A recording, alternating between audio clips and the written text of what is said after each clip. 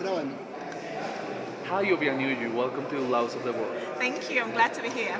Obianuju, let's get talk about Culture of Life Africa, your Yeah. organization. Right. Culture of Life Africa is an organization that I started a couple of years ago because a lot of the African countries, everybody knows that we get a lot of foreign aid, and a lot of times we get nations, wealthy nations coming to Africa, wealthy politicians and wealthy philanthropists coming to Africa, other NGOs as well coming into Africa, but sometimes they don't come with good intentions, sometimes they come with really bad intentions, sometimes they come with really bad plans. And because they have so much money, the African countries are then in a position where they have to accept the money and accept the bad ideologies. So Culture of Life Africa is an organization that I started in order to bridge the gap, to educate people about what really happens between the developed countries who have money and also wealthy donors, and the African nations, particularly the African nations who are constantly collecting aid and constantly collecting help, that through that means they can actually get a lot of damage done to them because of bad ideologies. So Culture of Life Africa does that, does research, it does information, education. We help to organize conferences and things like that, yes. Okay, please talking deep about the defense of the African values to sanity and life. The defense of the African defense of sanctity of life is really this real desire that I have seen in different African countries, because it's different countries, but all of them value human life because probably the Africans understand the preciousness of human life and the precariousness with all the problems we've had. We understand that human life is really fragile. So the Africans really believe in protecting and defending human life. And when I say defending human life, it's not just the lives of people walking around and adults and children. We also include in that the children in the womb, the child that has not yet been born. So even when we have a pregnant woman, we protect her more because she's carrying her life and another life. So it's like two lives, right? I know in Latin America you say salvemos las vidas, right? We really believe that in Africa, and I've seen that in different African countries, and that's really the sanctity of human life and our culture of protecting life and loving and defending human life at every stage and phase of development. Okay, please talk about example law in Nigeria, your country, that do a work about this issue.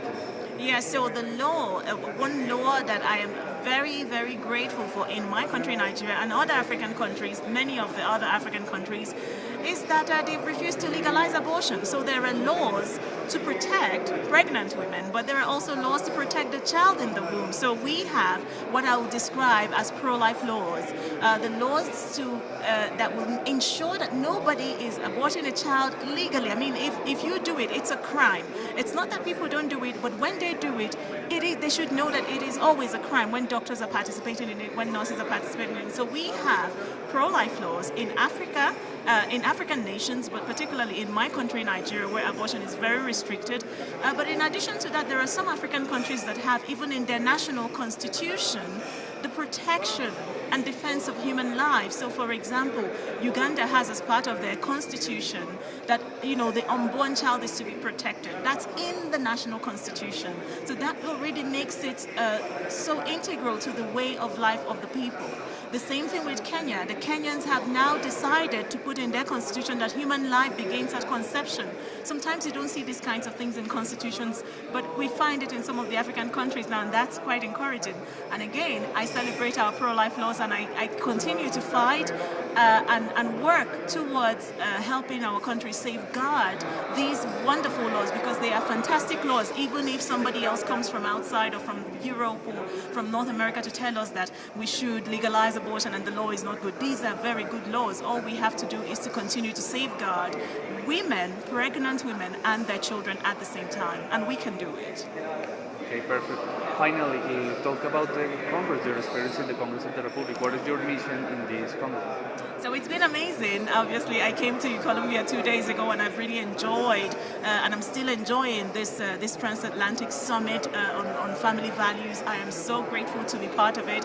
This year, I am so grateful to have gotten the opportunity to speak here. I have also heard a lot of speakers and all the amazing things they have to say, and I love Colombia. I love Colombia, and that's why I'm wearing the Colombian flag today. So I'm wearing the Colombian colors. When I came, I told my tailor, "You have to get me a dress that has all the Colombian flag colors," and she got me all the amazing colors of the Colombian flag. So I love the Colombia that I have seen, and I'm grateful for what I have seen here at the summit.